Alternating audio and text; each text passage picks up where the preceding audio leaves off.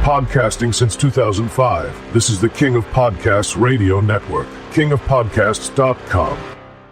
WWE fans be like, I'm addicted to you. Don't you know that you're toxic? And I love what you do. Don't you know that you're toxic? Woo! Hey, this is the Nature Boy Ric Flair. And believe it or not, whether you like it or don't like it, learn to love it. Because you have to listen to Wrestling is Real. It is the best thing going today. Woo! The worldwide leader of podcasting excellence. The King of Podcasts radio network proudly presents The Wrestling is Real podcast, because wrestling needs us. I really want to make sense of those that are out here trying to justify and defend to the death of WWE right now on how well things are going and why they need to feel like they need to do the same pettiness that the management at the very top of creative and the day-to-day programming is doing, right? The wrestling portion of the contingency that runs WWE on a regular basis. Because it passes itself down from Triple H, Paul Heyman, and the others, down to the juvenile delusional fandom out here, behind your Twitch streams, behind your podcasts, and other places, okay? And you feel the need to take from their initiative, take the baton, run with it, and bash AEW, and go after AEW just like the company's doing. I mean, I don't know, man. I mean, corporations, I know they don't like competition. That's been very obvious. And I know that with Vince McMahon, the original idea was that he doesn't want to have anybody to be his competition. That's understood. I know most companies don't want to have competition, but you will. And the thing is, by letting AEW get under your skin and by doing what you have to do ever since they first formed, the idea is, well, we're going to just keep going after this company and we're going to just keep throwing landmines and mortars and all this other weaponry against them to try to keep stunting their growth. And it doesn't do any good. This company does not deserve, AEW does not deserve to be recognized at such a high level. You're letting it get to you. And the fans, you're letting it get to you as well. Why do you love having AEW as a punching bag? I mean, that doesn't make any sense to me. And I lived during WCW. Look, we had a lot of competition before. And just because Vince McMahon was successful twice by being able to eliminate his competition, okay, that doesn't mean anybody else can do what Vince McMahon's done. I'm sorry, and it cannot be replicated by anybody else but the madman himself. Okay? The remaster himself, Vince McMahon, was able to do it twice. Taking his father's company, Capital Wrestling, turning it national in the 80s, and basically wiping out any NWA territory possible. Causing the likes of the NWA itself to falter, to then be bought up by Jim Crockett. And then you had AWA and UWF and Mid-South and all these other organizations that were around before that they got dried up. And all the talent that was in these other organizations, they fled to go to WWF, the World Wrestling Federation. Then the 90s, you get another corporation coming into play where Ted Turner, he enjoyed wrestling so much and Jim Crockett couldn't hold on to the company anymore because they couldn't take the heat of going up against the World Wrestling Federation. Ted Turner takes it over. And then he finds someone that actually can operate it with Eric Bischoff, finds something that works, and then WCW gives a good run for the money, and for a good 5 years, WWF to WWE had to make significant changes to their own livelihood in order to go ahead and counteract. Because it wasn't like Vince doing it the first time where he was just able to go ahead and expand before everybody else did. It's because he also had to go and change and evolutionize the model of sports entertainment. It had to change overnight. And it did. But there is no rabbit out of the hat this time when it comes to AEW, because at this point, there's too much involvement here. It's a corporation now. A full-fledged corporation with TKO embedded with UFC, embedded with Professional Bull Riders Association, embedded with On Location, embedded with ING, embedded with boxing. This company, they're not going to have to deal so much with the competition aspect of it. But, I mean, I guess with TKO, they have to see that with WWE, they have their own competition. And so the corporation, I guess they're going to try to figure out their own way to go ahead and eliminate it. But they're not doing themselves from the corporate end, okay? R. Emanuel, Mark Shapiro, no, they're not doing anything about that. It's Triple H and his people that are miffed because their initial attempts to take out AEW failed. Why did you even give them the time of day in the first place?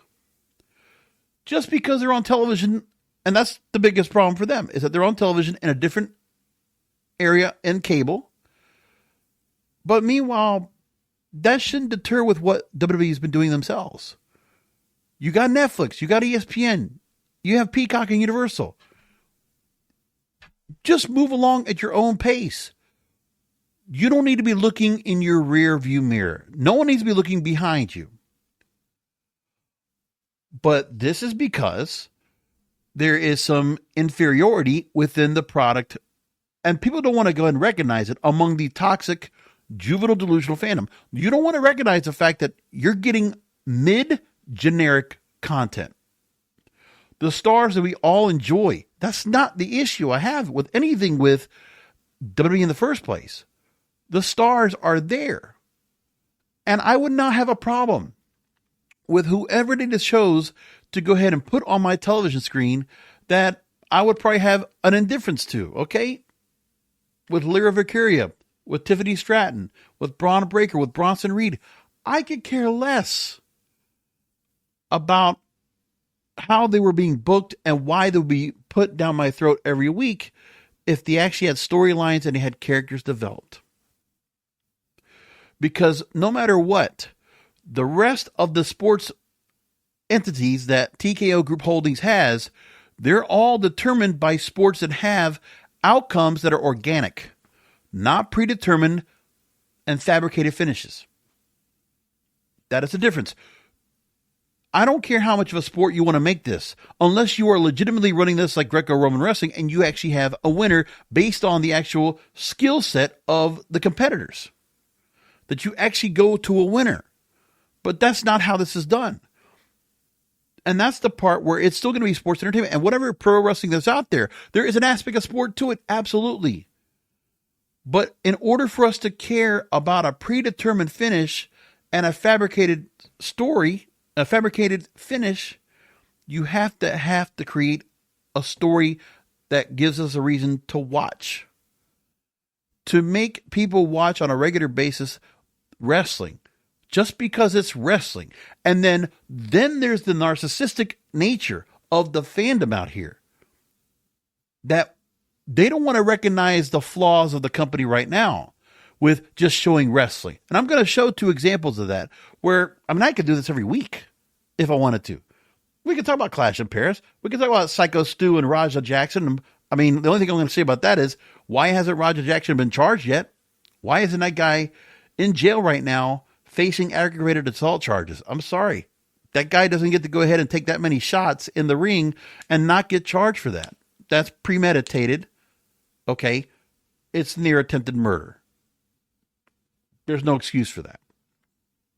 As for Chris Jericho, does it matter if he goes back to the company, back to WWE in the first place? No. But good for him if he wants to go back for another pay. I mean, it's not going to be for a payday. It's going to be to go ahead and sunset. Back in the company that really made him the big star that he is. Fine if that's what he wants to do. That's okay. I'm going to enjoy him over there anyway.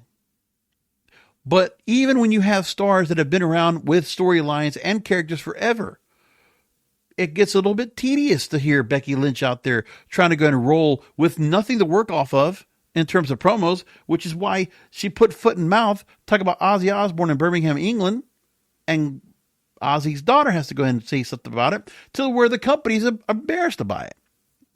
And Seth Rollins saying the same stuff over and over. Paul Heyman saying the same stuff over and over. Again, if we have storylines to go ahead and build off of, that's fine. And then we have a storyline to work off of. But the storylines are based off of the history and the track record of the stars they've had in there. But we can't just create something out of nothing. We just can't create make-believe. We can't live off of make-believe. That's not allowed. Is it just too cool for school? Is that what we base the fans here that are watching now, the younger fans that I guess are getting somewhat of a sway to the bosses right now and saying, oh, well, all these Twitch streamers, all these podcasters, all these gamers, they all want to have something that's more based on reality. I mean, God forbid, we were all growing up as nerds, okay? And a lot of wrestling fans are. I guess there's something wrong with being said that's something to say that that's what you are now. You still are at the end of the day, and that's fine. I still hold with a badge of honor that I was a nerd growing up in elementary and high school watching wrestling, because that's how we were looked at. That's okay. And now it's just a little more acceptable. And being nerdy is like much more acceptable than ever before because, it's the smarts, the technology. It kind of gave us a leverage, a little bit of a break. And that's okay. Times have changed. But right now, we're also seeing that the toxic, juvenile, delusional fandom out there, they're projecting. They're doing stuff that's very narcissistic, okay? The fans, in their delusion, they're never going to go ahead and point the finger and say, you know what? I'm watching an inferior product. An inferior TV product that every week is out there with so many hours of programming to fill, okay? They got to ask themselves, well, the crowd's enjoying themselves so much, I have to be enjoying it too. Yeah, they're selling out to every show. And then when you see the crowd getting into it, you don't realize you're watching a house show loop.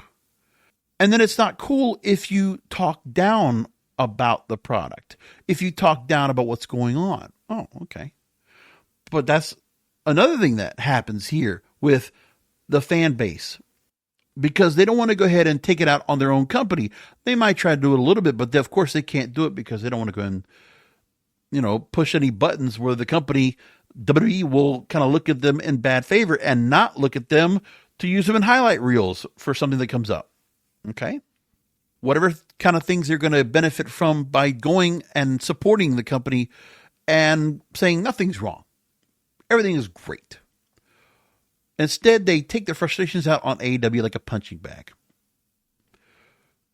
And it's not that AEW doesn't have its own faults. Listen, they have not figured out how to get to the mainstream audience. I think they have righted the ship. I think Tony Khan has kind of figured things out where his booking has gotten better. But as I said before, I like to have wrestling be with, if you're going to give me the fabricated finishes, because that's what they are, okay, I watch NFL football, I watch college football, I watch basketball, NBA, and I know there's going to be a finish based on the performance of the teams or the individuals participating. And wrestling, I know, is predetermined. It's fake. And that's okay. But it's real to me, damn it, just like everybody else. We wanted to feel real because there's some reality towards the product. Therefore, the name of the program. But then there's this projection, this mental kind of aspect here where, like, fans are out here unwilling to accept that while everything on the outside is perceived, the optics look great. But when you dig down into the details, things are not so great. We're just seeing, as they always talk about with wrestling, when you hear the highs and lows of a wrestling company, we're now on the crest of the other side of the success that this company's had. But this is based on the success they had since Thunderdome, the Bloodline, and everything that came after that. There were a good 3 years of enjoyment. The Netflix era comes in and it's changed. And now they are living off of that. WCW with the same thing with the NWO. And then into late 97, the Starrcade, into 98, into 99, things were still doing well. They were still selling out shows, but the shows were inferior.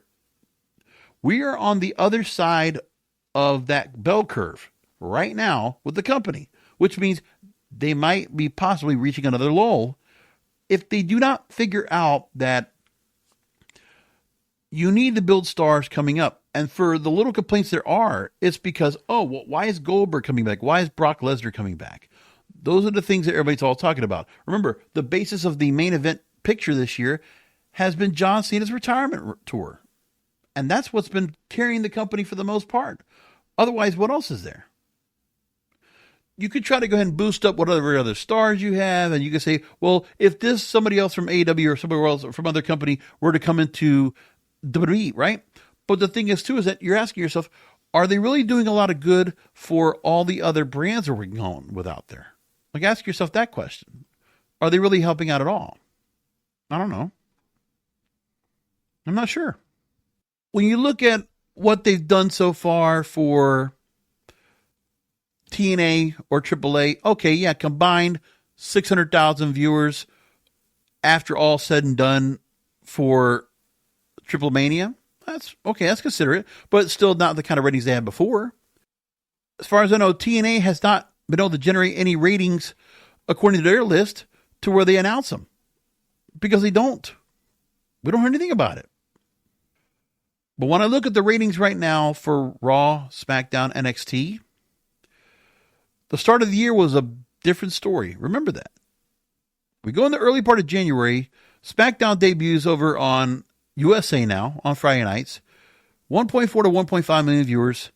Up to 1.7 leading up into Elimination Chamber.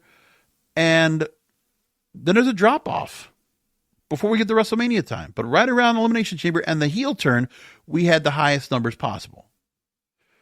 So the last week of February, let me give it to you like this. While AEW was in a big decline, right? Under 600,000 viewers the week of February 24th through March 1st. Collision, 208,000 viewers. I mean, not good. Then you had SmackDown at 1.731 million viewers, 1.7 million viewers, 2.6 million viewers for Raw on Netflix. But you already started seeing where there was a lull to the original audience that was 5.9 million viewers initially. And then it drops into the 3 million viewers range. And that's where it kind of sits around for the initial part. And of course, they were hot shot booking Raw during that whole point, especially during WrestleMania season. So at that point, 2.6 million viewers gets to 3.1 million viewers, over 3 million viewers leading up to WrestleMania the last few weeks before. And then that same week, NXT debuting on CW, and they're pulling 750 to 800,000 viewers right now. At that point, that's the early part of the year. Let's go fast forward now to current day, into August. So Raw, they're saying, still pulls about under 3 million viewers globally. And let me put this to you as well. The ratings we look at for Raw on a regular basis, that's based on 7 days. Live plus 7 days. And if you look at WrestleNomics, they show the breakdown of hours viewed. And you're saying to yourself, okay, global views versus hours viewed, it's roughly double. The hours viewed means it's 2 hours or 2.5 hours for the program, right? Average run time between 110 to 120 minutes. So roughly you're getting just a little bit less than 2 hours every week, right? And then when you're looking at this here, you're saying to yourself, all right, they're getting 2.8 to 3 million viewers roughly, and maybe up to 6 million hours viewed, which means in the 7 days that they are having that show available, from live to people watching it on demand, that means half that audience is watching basically live. So take that 3 million viewers, make it 1.5. And that goes back to the fact that the 5.9 million viewers in the initial run, that's also taken a half. Because in that initial run, okay, that initial run, Raw on that first night, well, they don't show me how far back can go in the previous night before. But I would imagine, okay, maybe they got the 10 million viewers, but still, it's half and half. There's like half of the audience roughly is watching live, and the rest of the audience is watching after the fact. But hey, it counts anyway, right? Doesn't matter. But then current day right now, NXT, you don't have so much of the main roster stars that are coming on to the main product here during the summertime. No. So the ratings have dropped. There was one point the ratings went under 600,000. We talked about that. And now it's between 670 and 750,000 right now. But the 800,000 viewers we were getting before, no, they're not hitting that. Not like before. It's not happening. And I don't think NXT really benefits in the whole WrestleMania thing. It's because the main roster talent was over on CW. And that's why. And then it stopped a little bit after WrestleMania season. So the ratings have not gotten any better. I mean, for what they're doing right now, it's not much different than once before. So put it like this. The live audience we were watching over on Raw on USA Network was also roughly around the sub 2 million viewers range before. So that hasn't changed going to Netflix. The extra subscriber count has not made a dent. And consider the fact that, yeah, they're able to go ahead and now promote the 7-day numbers. But then when you look at the fact that among the programming that they're in, they're also not even the top 5 programs available on Netflix. The global rank, okay, between 5th and 9th in the last couple of months. And in the United States, they're between the 3rd and the 5th most watched programs. And the kind of money that Netflix is spending for a live program, because as far as I know, none of their other programs are running live. They're not. It's those kind of details that might get lost in the shuffle a little bit here. But we need to keep that in mind. Oh, so the first night on Netflix, 17.7 million hours viewed. So that means the first initial night, I would probably go ahead and say that was more like, if you said 5.9 million viewers, you probably had about 4 million viewers who are actually watching live globally. So it's the normal crowd you would get, maybe 2 million viewers in the U.S., because that was as high as it was going to get on USA Network, and I add an extra 2 million viewers out there. So the audience globally has not grown. Like you would think the audience growing. The difference is that people are able to go and catch the show on Netflix now. They don't have to watch it on the nights they have it on these other networks that are out there. Everywhere else around the world, as I said, would benefit from it. But I guarantee you that U.S. audience hasn't gotten any bigger. It hasn't. So maybe overall you get maybe 2 million viewers to watch. And no matter what, they can still pull off some great numbers for themselves when it comes to the gate, the attendance, and going to events. They're still selling out. But the TV numbers, as I said before, you can't care about those social media numbers. It doesn't make a difference. You're not making enough money on that. You have to give metrics to these broadcast partners for them to go ahead and be able to generate revenue. Okay, for Netflix, they get a live show. At least the one thing they're going to get is they're going to get advertising dollars from it, along with the subscription dollars they already get. But the kind of money they're putting into this right now, are they going to get their return on investment? Fox didn't. Is Netflix going to say the same thing? And it's not as if Netflix and for Monday Night Raw, they could do better and put out a better product that could bring in more viewers. But they're not. And that's the point of contention I continue to have on a regular basis. But where does the rest of the audience want to go ahead and do instead? No, we don't want to go and talk about that. We're going to go after AEW. And so AEW has their event this weekend with Forbidden Door. Interesting enough, everybody's talking about it, whether it's negative or positive. But you know what? The buzz was on Forbidden Door this past weekend. We did a post show about it, and looked like it got received pretty well. I did get some comments about what happened from the event. I want to go and take some of that and bring it into play real quick.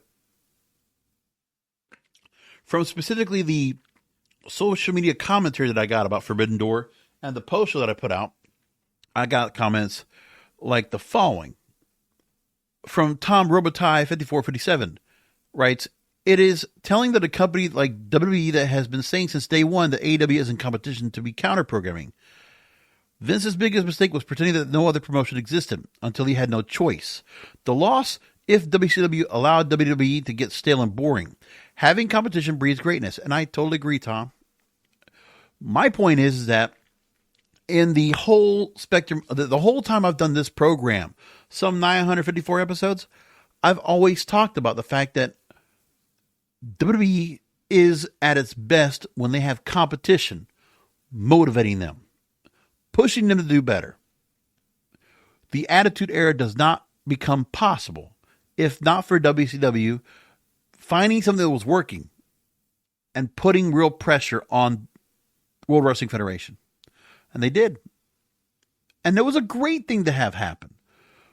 To the point we still talk about it some 25 years later. Because we do.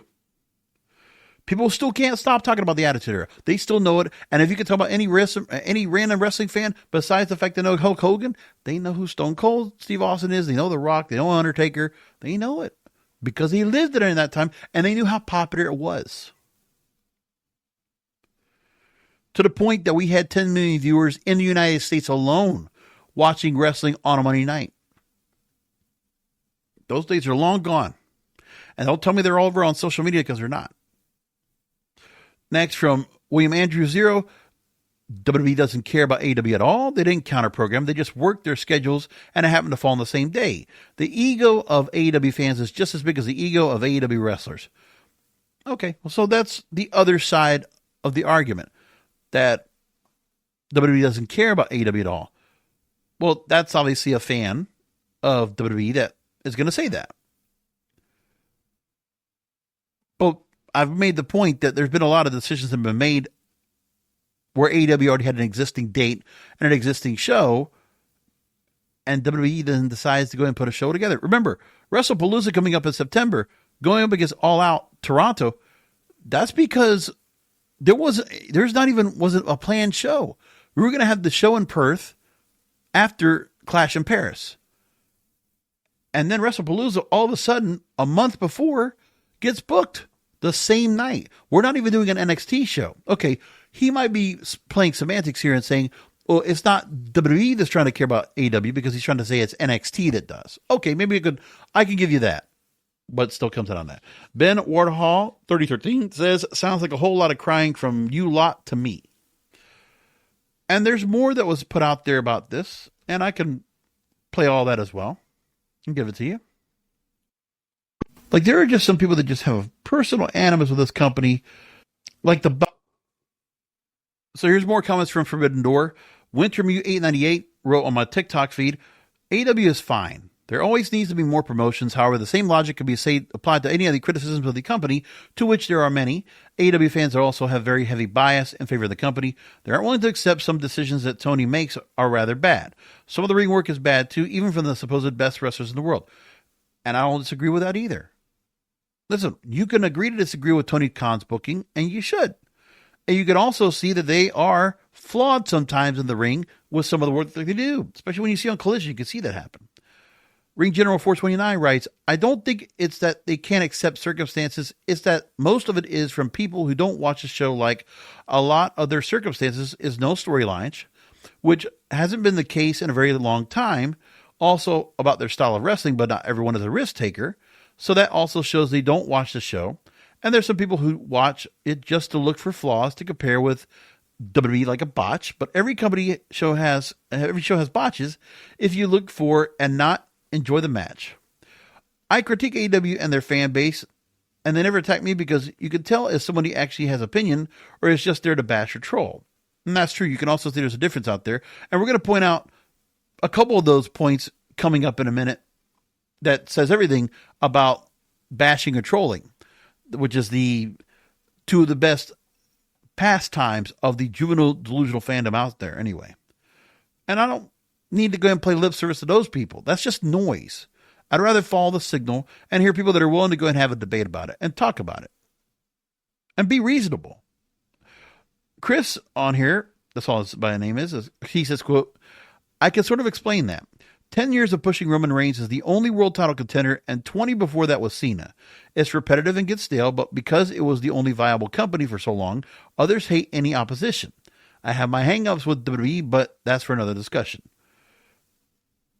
And, there is that part where Vince, they have their headline stars and who are they going to keep up at the very top, as they always will. That's true. Another person, Tony V88YZ, he writes, I'd argue that they're the number one wrestling promotion in what they offer, WWE, because if AEW didn't exist, I wouldn't be watching WWE or any other wrestling company. And see, that's what actually happened when I did stop watching wrestling between, 2001 and 2004? Because once WCW went out of business, I stopped watching. I took a break. And it wasn't until TNA started making themselves get a little bit more important, they got on the Fox Sports Net, and then eventually Spike TV, that I started paying attention again to wrestling. But it was TNA making its return and being on actual television that got me back in. Because even for a little bit, MLW had come back on, where I used to watch ECW on Sunshine Network, but then it just came and went. And that was it. But that was the difference at that time. More commentary when it came to Forbidden Door. Buzzy writes, MJF is getting worse. He cheated, match restarted, and he cheated 10 other ways. It's overkill. We know he's a heel, but he's really devaluing himself. He hasn't been good since his Puck feud. What's he done? Well, Buzzy, I think it's also where he hasn't been to the very top on things right now, and I think they're just kind of gone into where MJF also had the Happy Gilmore movie. He also had Iron Claw he was in. So he had projects he was a part of that were kind of taking him away, but he still kept himself somewhat into the full gamut of things. And I think another title run comes in for him soon with him and Hangman Adam Page. I think it's just a matter of when they decide to go ahead and cash that contract in. Which, by the way, a lot of complaints about Tony Khan making that announcement in the post-media scrum at Forbidden Door, which leads me into my next argument. There are a lot of comments being made about the fact that Tony Khan chose to make an announcement and said this, quote, and by the way, I'm taking this from, I don't have this is just actually what he says in the post-media scrum, that he's changing the way the AEW Casino Gauntlet World Title match contract extensions executions are being handled. The hold of the contract now having to at least give 1 week's notice ahead of time rather than being able to cash in anytime they want. Therefore, they don't want to do the Money in the Bank cash in all of a sudden. Or the Feast or Fire contract at TNA, because that's another version of the same contract. So the Casino Gauntlet World Title contracts are not going to be executed like Feast or Fire, and they're not going to be replicated like they would Money in the Bank. Khan says he also doesn't want to utilize a stipulation that is being used in other places, quote unquote, which is what I'm saying. It's not just WWE that does it, it's TNA that does it. I don't know if they make a big deal about Feast or Fight anymore, but it was for years, going on before, right? He wants to have the contract decision made to allow for proper promotion of the title matches ahead of time and to protect the integrity of the championships themselves. Quote, I think that I want AEW to be different, and I've been listening to the feedback and the voice of the fans, and this is, you need to deviate the fan base that wants to bash and troll that really don't have AEW's, best interests, because they are, at the end of the day, WWE fans that wouldn't mind throwing shade at AEW when the opportunity brings itself. Okay? He goes on to say, we're having the best year in the history of AEW, and I think a lot of that is we're listening to the fans, that we care about the sport. We want the fans to believe what we're doing. What I also think is very, very important to promote championship matches. I don't want to have a big ticket championship match that we're unable to advertise, and I also don't really want to necessarily utilize a stipulation here that is being utilized in other places. I'm not trying to duplicate what other people are doing. I really believe we are our own promotion. And that's a telling sign right there. Because, he's not trying to replicate anything else. And as far as I know, I said this during the post-show for Forbidden Door. Tony Khan's not trying to go ahead and create conflict. He's not trying to pick a fight. He just wants to have his promotion run the way he sees fit. And you can agree to disagree with the way he does it. You're welcome to that. And you should. But then, at the same time, I like the fact now, I've been actually warming myself to the idea that because WWE is now just putting up their own content out there up against AEW, it doesn't make a difference. Remember, it's a small subsect of fans. A small subsect of fans that are juvenile, delusional, toxic fans on social media, very vocal, or they are those that are listening to the masses of the leaders over here that are fanning the flames to bash and troll. Okay, and we're going to have those voices come up in a moment. But that's a small group. And AEW doesn't really make a difference if they watch or not. It's like when Howard Stern was on the air, in terrestrial radio. There would be a portion of the audience that would be watching because they were interested in what he had to say. And there was a part of the audience that didn't like him, but they were interested in listening to him, to what he had to say. The same thing goes. That there will be fans that will be hate watching AEW. And of course, there might be fans that might be hate watching WWE, but I don't think there's that many. I don't think there's any people that are really going like that. And if you are AEW fans like that, you're no better. Because it does go both ways. I'm not ignorant to that point either. I know we have some toxic, juvenile, delusional AEW fans out there that they abandoned WWE because they didn't like the way things were going. And they're going to die on the hill defending AEW also blindly. The same way the other fans. It's just a bigger, louder voice and much more manipulative and narcissistic than the AEW fans are. There's just more of the WWE side of that toxic fandom than there is AEW. I'm pretty sure about that. I'm almost positive. He closes out and says, I think it's the best for us. I think it's the best for our media partners and for the integrity of the championship. And that's all that he says about that. Let's step forward now into some of the transcripts I have here. Because of the juvenile delusional fandom, I'm not going to go ahead and play their voices out of respect. But I will also not take their words out of context either. I'm going to take the transcripts that I've generated out of this. Thank you, AI. And I'm going to let it go ahead and say what it says itself, right? Because that's the way I'm going to take it. So here is one side of the juvenile delusional fandom. And I'm sure if you hear me read the words, you'll probably know who I'm talking about. And you might even hear the voice there and you'll know who it is. That's okay too. But I'm just going to go and point out there's a hypocrisy to it. And remember, it's because there is some kind of ulterior motive as to why some of these fans are so dead set against AEW, even though initially when the company first came out, they were probably being supportive because they were hoping it was going to be another version of WWE. It was going to give the kind of entertainment that the WWE has given us in the past because of the stars they had over there.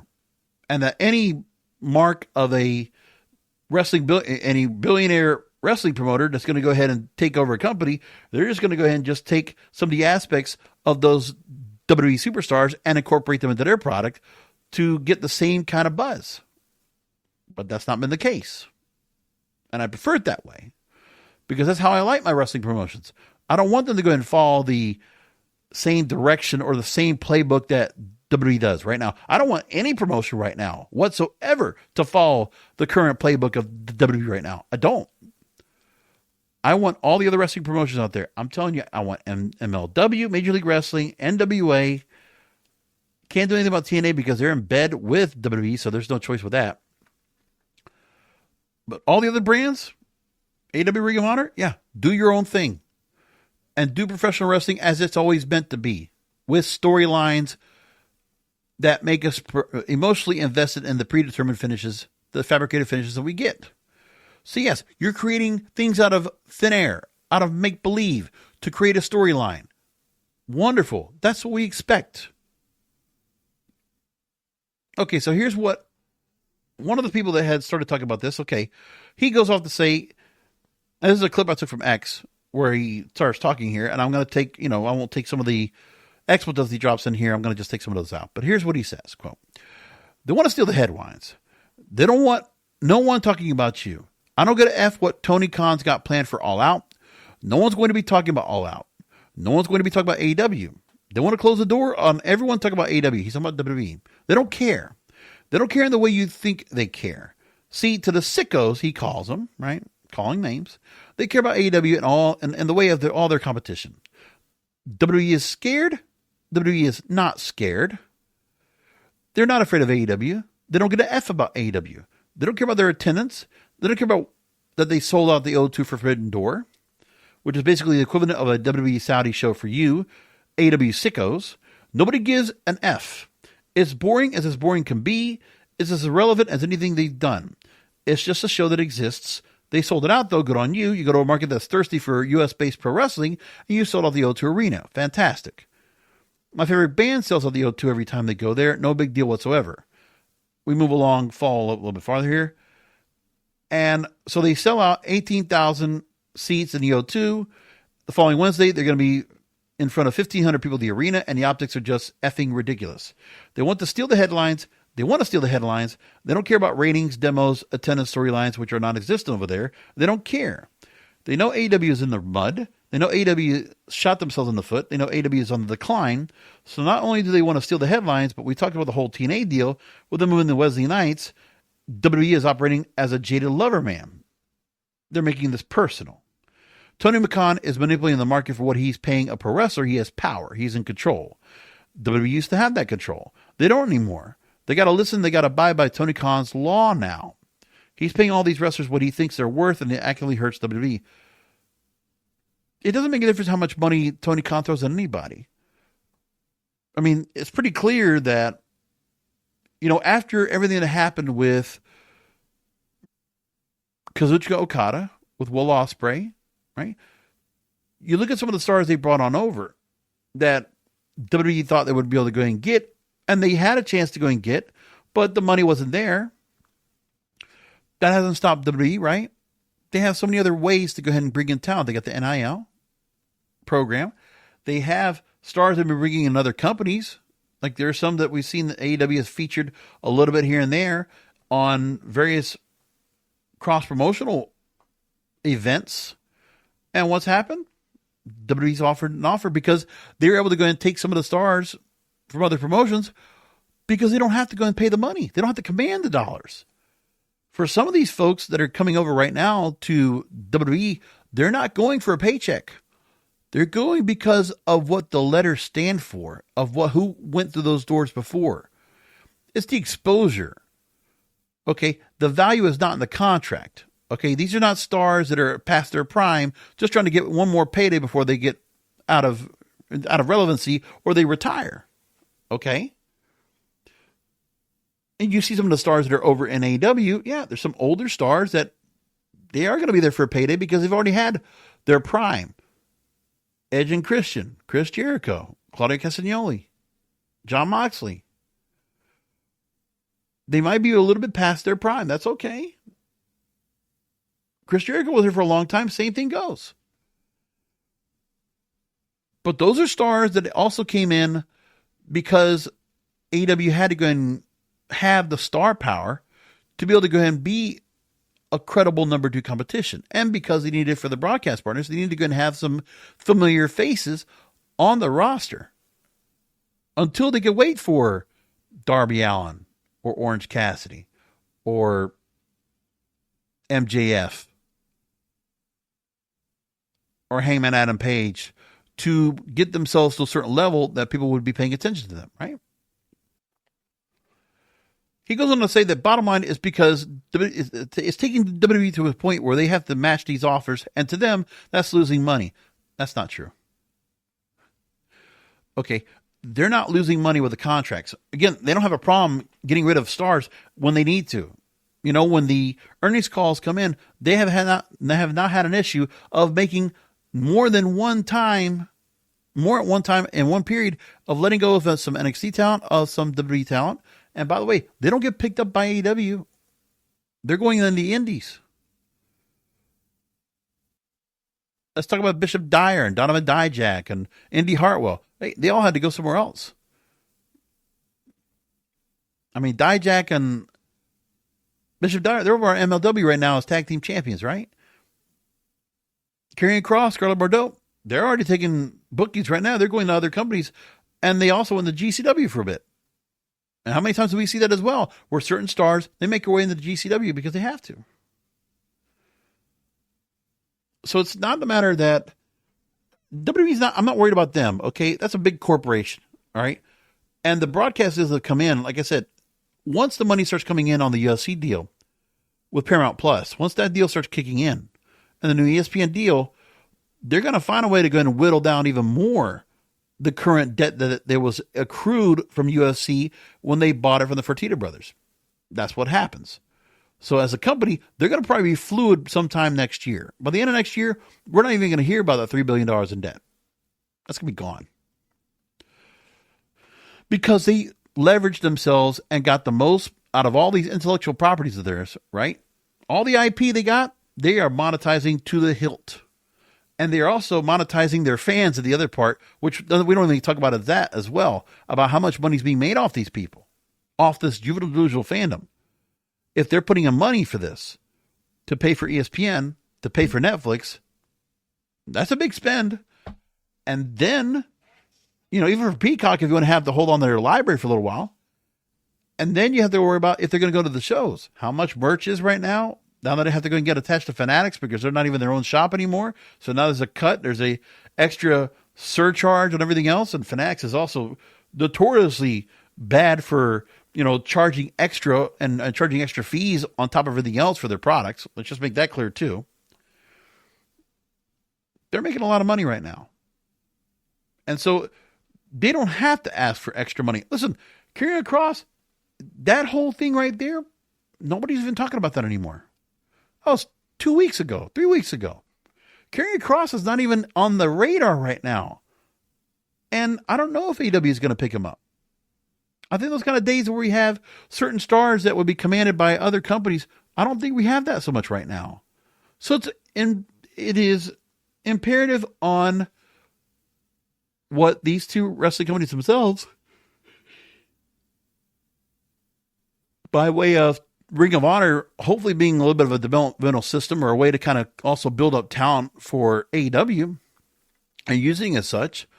And the same thing goes with the program that right now, the WWE has right now with all these other developmental systems they have in place with the ID program and the NIL and NXT, and also branching out some of their stars over to AAA or to Evolve or wherever else. Or TNA, or AAA. Doesn't matter. They're just finding what they need to go and do with all that in here. So it's nothing about the contracts. The value of being in WWE, that's why Blake Monroe's there. That's why Ricky Saint's there. That's why Ethan Page is there.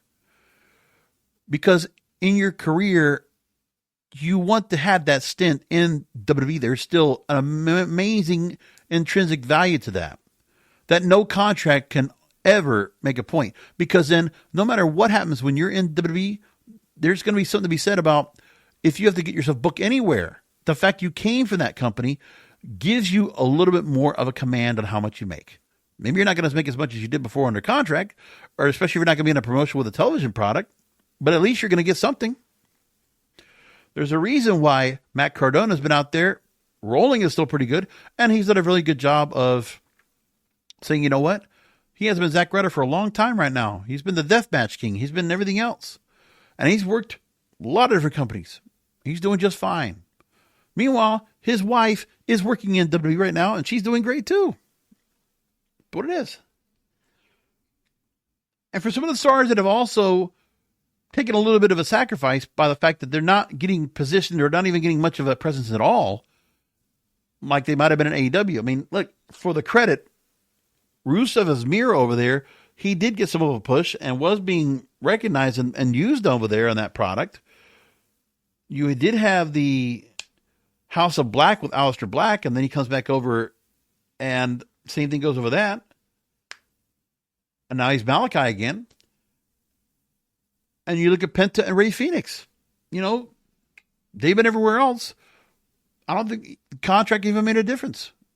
But they're not even working on AAA right now. They're working in the main roster of the WWE right now, and Penta's taking pins right now, and so is Ray Phoenix. But no matter what, I don't think they're going to ever second guess their decision to go to WWE because it wasn't about the money. Unlike my compadre right here that is totally into a hate mode on AEW, just admit that you are, okay? But the thing is, that whole thought about it's all about the contracts, and Tony Khan controls the contracts. He can pay for whatever he wants to anybody else right now. But there are plenty of wrestlers out there that will not go to Tony Khan just because he's got extra money. They're going to want to go where everybody else has been. All the major stars that came before them, they all made their bones and became famous in WWE. I mean, listen, no matter what, all the stars that I've enjoyed, when it comes to WCW or NWA or wherever else, Dusty Rhodes made his run in there. Ric Flair had to make his run in there twice. Harley Race did. It's just that's what they all did. And I'm sure even those of the past, if Luthez had a WWE to go to, he probably would have made a run in there too, because that's what you do. That's how it was. And then he goes on to talk about the fact of how there's the new WrestlePalooza show that's coming up in Indianapolis. And he goes on to say that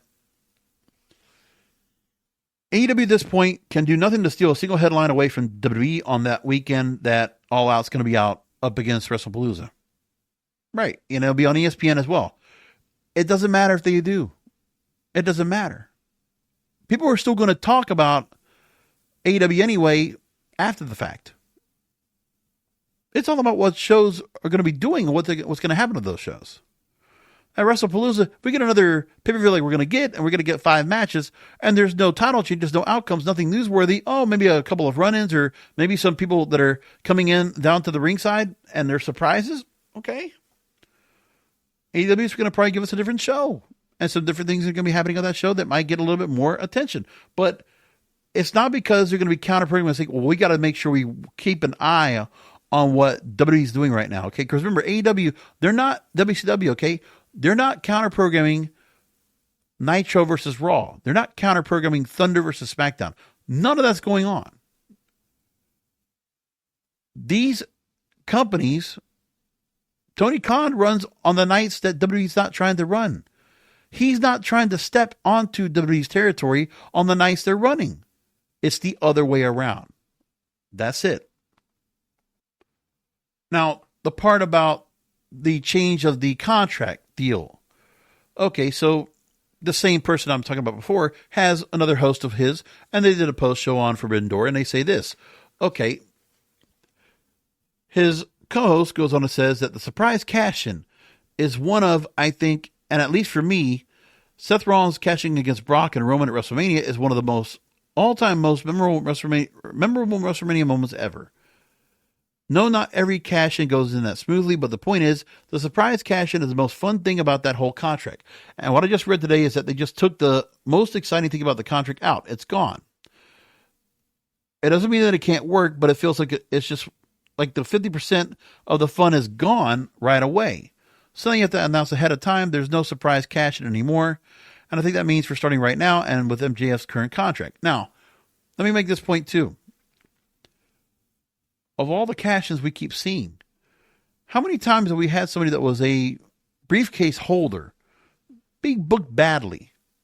They weren't getting booked or being positioned or pushed to a point that when they eventually got that briefcase that they cashed in, it was more the shock that they even got the belt, and that was time for them to win the belt, because what had they been doing? How many times do we see someone that has a mid-card title or a briefcase and they kept taking losses? You know why? Oh, they're protected because they have the briefcase. There's plenty of times we had that. Yeah, Seth Rollins. Okay. And then the first time with Edge of Valentine's Day Massacre. Yeah, those are great moments of the cash-ins. Absolutely. Dolph Ziggler over Alberto Del Rio. Absolutely. Not saying it's not. But it should make a difference. The thing is that if there's booking that leads up to the cash-in surprise, that's one thing. But when there's nothing, when it's almost like on purpose, they're not even trying to do anything to lead up to it, well, that's a different story as well. On the host of this podcast or a video program, he goes on to say, now, if you want to have 2 gauntlet matches that should take place once a year at your biggest show of the year at All In for both men and women, the winners of that have become the number 1 contender for the championships, women's championship and the championship at the next show, or a Forbidden Door or All Out or whatever is following All In. So there's a clear indication that we know where the matches are going to be, and then you, the booker and the creative team, can start writing a story for the now champion and challenger for the next show. Why do we need 1 week notice? I don't understand that. Okay. Because these 2 gentlemen want WWE style booking. They don't like the fact that somebody else is coming in and doing it differently. That's it. And that's being asked of because in some cases, the Money in the Bank briefcase, we're seeing it being cashed in and people are not necessarily liking it, right? That's what's going on. There are the fans out there They have not been satisfied with the Money in the Bank cash-ins so far. Most recently. And that's an issue for them. And so they're going to say, well, we're going to do it some other way. They're just not happy with it. Okay. And we could go back and talk about previous Money in the Bank cash-ins and the stars that were brought in that were not necessarily too exciting or too eventful. And people were a little bit upset about it. I got it. But then you would just think, well, we don't get it to where WWE does it right either. But AEW needs to do it anyway. Because that's just what we expect. Right? It's like going to Burger King or McDonald's. You like Big Macs. Well, Burger King doesn't like to make Big Macs. They make Whoppers. Well, then what you're telling them is that you're trying to go in and insist and bully Burger King to say, well, know what? Damn it. You need to be able to make Big Macs.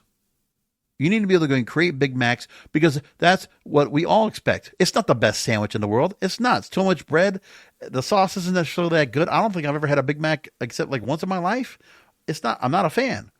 But it's like you're insisting, even though it's not going to make that much money and people don't necessarily like it, you still need to make them Big Macs. You still need to go and do it the way we say it because they think they know what's your best interest. But this is the same people that will regularly bash your company on a regular basis. Remember, these are the same people that want to start acting like, oh, they're going to be constructively criticizing AEW.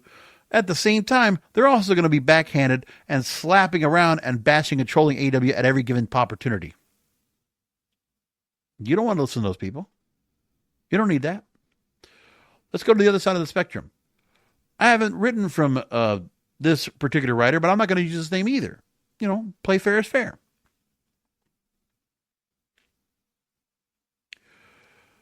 So he talks about the fact that Vince McMahon and his 80th birthday party just came together.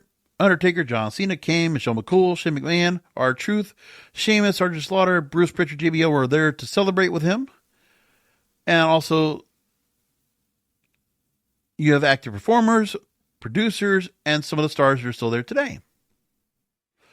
No Stephanie McMahon, no Triple H at the 80th birthday.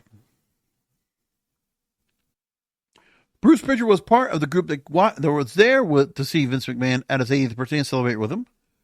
They mentioned how the Unreal documentary series that Bruce Pritchard would appear sitting next to Triple H, always in Gorilla as seen, and Undertaker were also there, and kind of defiant against TKO or WWE's wishes that they want to see Vince McMahon never existed and want to ignore his existence.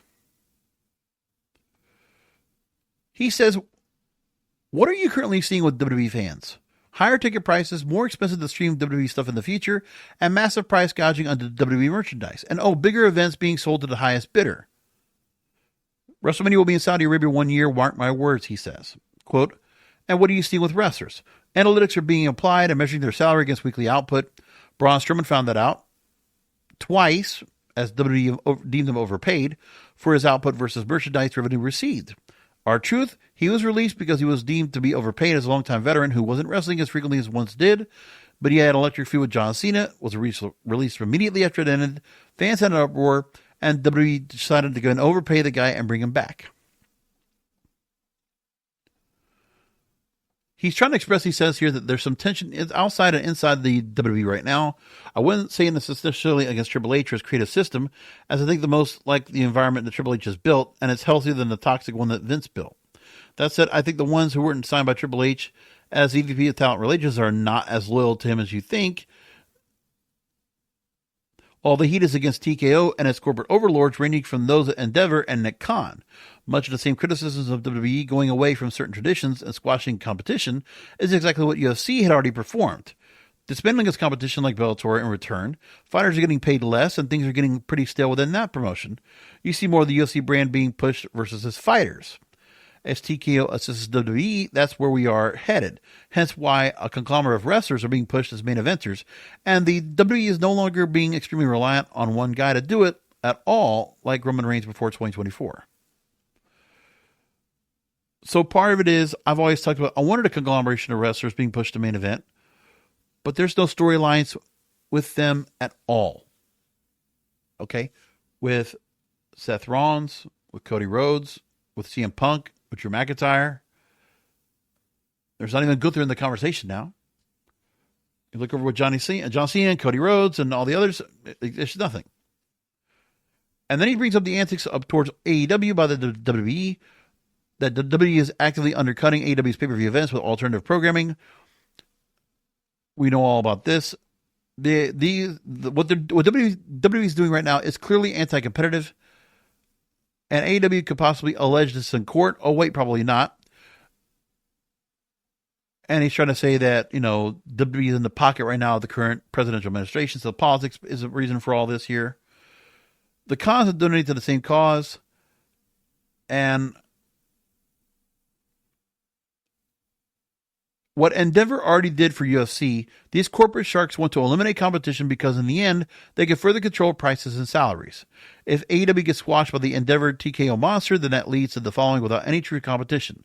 Prices of WWE products will go up further, wrestlers will get paid less. And TKO WWE fan focus revenues on keeping competitors out. So that's where he's all coming from and all that. Okay. Some of that I can take on certain slack, but I also think the fact is that if you feel like there's a chance to get rid of your competition, then you try to do it. I understand that. I can understand that mindset of corporate. I really do. But no matter what, I mean, it doesn't make them any better because of the fact that they can get rid of their competition. Their product isn't getting any better. Their focus is off the ball. I would prefer that WWE not try to counter program with their programming that's not that good. I'd rather they do what AEW is doing. Focus on their own farm, okay? Focus on their own house, on their own talent, and get back to doing storylines and doing professional wrestling as it was, where it is based on some make-believe, something that you create and make up that gives us emotional vested interest to watch the storylines play out, and then we don't give a shit. Then we'll enjoy the prefabricated, predetermined finish that you decide to give us, whether we like it or not. Is it that hard to go ahead and talk about that? I don't think so. I really don't. And you know what? The journalism folks, the dirt sheets, they're not afraid to go ahead and take on to this as well, right? A couple more stories I want to bring up in here just to make the point.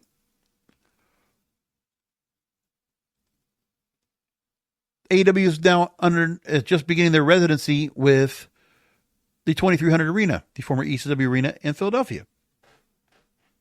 And a story came out, which didn't even get that much play, but only on local television.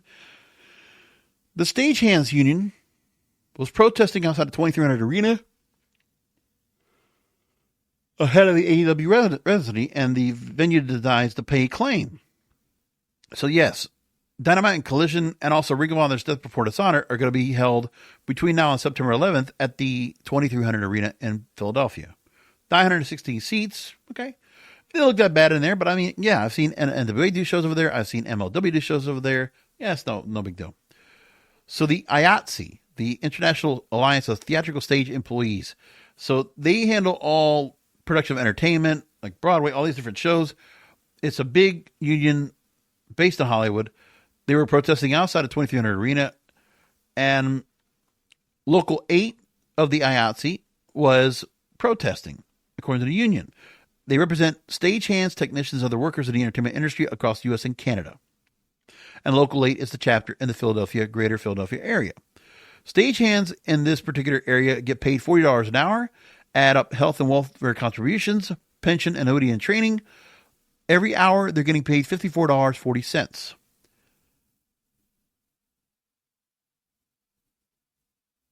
And the union said on the Facebook page that wages, benefits, working conditions may be below the prevailing area standard negotiated by the union.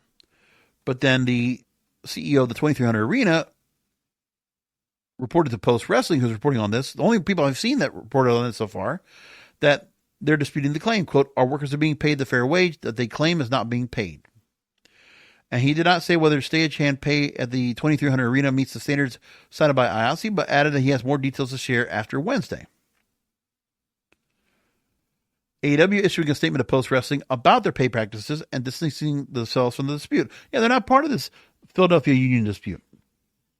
But they said they will continue to pay the prevailing wages to all locals used as part of the residency at the venue, and they maintain a great relationship with IRC Local 8 for previous events held at other venues in Philadelphia. Any current demonstrations being held between 2300 Arena and IRC Local 8, it's up between them. And that's what it is. But, hey, it's a story. I mean, I can see where the angle is, but it's trying to go and create some kind of a negative light towards what's going on with AEW. Okay. Then there's the part about certain stars that they really don't even know what's going on when it comes to the talent and why we might not be seeing them on TV, but that they might be benefiting from being in the company. Deonna Purrazzo, who I love, the virtuosa. Yeah, she's been over in Ring of Honor. She's done some work she was working with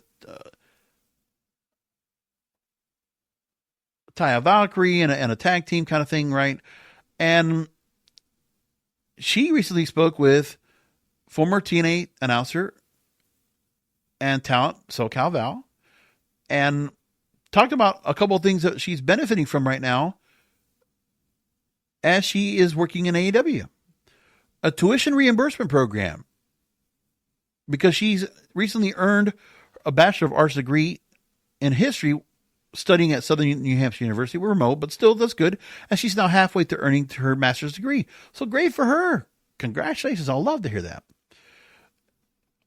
When it came to the tuition reimbursement program, she says, quote, AEW is so great in encouraging us to go back to school. They have a program where they reimburse us for our tuition up to a certain amount every year. That's a really big part of why I was happy to go there. I just got my bachelor's degree in the summer 23, and I was like, maybe I want to get back and get a master's. But going somewhere that's going to be supportive of that was huge for me. And I'm so very grateful that they made it so easily and so seamless for me to go back to school. I'm halfway through the master's degree. And then she talks about being body shamed by those on social media. Quote, I had to realize that these people who comment, I'm fat, you're a pig, you're disgusting, lose weight, maybe then you'll get booked. All these comments are not my actual supporters. And being able to shift that in my brain. That person is not paying to come see me watch wrestle. They're not buying a ticket to Dynamite. They're not buying a ticket to the independent show I'm wrestling in Chicago. These are the people, and I don't need to focus on those people. I like to have fun with it now, but it's taken me a lot of therapy to get to that point. It's taken a lot of conversation with my friends, my husband, and my family to get to that point to be this strong. But I think if you're willing to put that work in for yourself, then no one can stop you. No one on X is keeping me up anymore at night. No one on Twitter is making me cry anymore at night. I'm not giving them the power because they're not being supportive in other aspects. They don't deserve it. Hey, man, she's a healthy girl. And she's always worked great in the ring. I mean, I will always defend the fact that she was amazing in the Knockouts division, okay? Deonna Purrazzo, for my part, she was one of the best knockouts they ever had in TNA. She's up there with Gail Kim, Awesome Kong, Madison Rayne. I mean, she just is. I mean, I enjoyed her work there. And Jordan Grace, I'll put her in that category as well. Of course. But I enjoyed her work in TNA. And, yeah, in AEW, we haven't seen as much of her. I hope we will, maybe when she gets to her master's degree, and I hope she gets it. But, it's okay. And it doesn't make a difference to you guys. Listen, you're not going to get a piece of her. She's married to Steve Backlund. She's doing okay. She's a gorgeous girl. She seems super nice. And I always loved her wrestling. So I'll just say it like that. It's the pushback.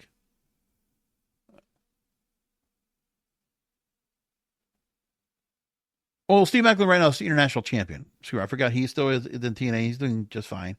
And that's all that's being done with that. If you want to go and catch that, there's the Velvet Ropes with SoCal Val. That's the program that she was featured on. And there you go. Hey. It's all good. So I got to take a minute to go talk about Clash in Paris, which, hey, look, we got the show coming up this weekend. I'll talk about it. It's in Nanterre, France, coming up at the Paris La Défense Arena. And so far, the card has 5 matches. It's your B-level pay-per-view as we expect.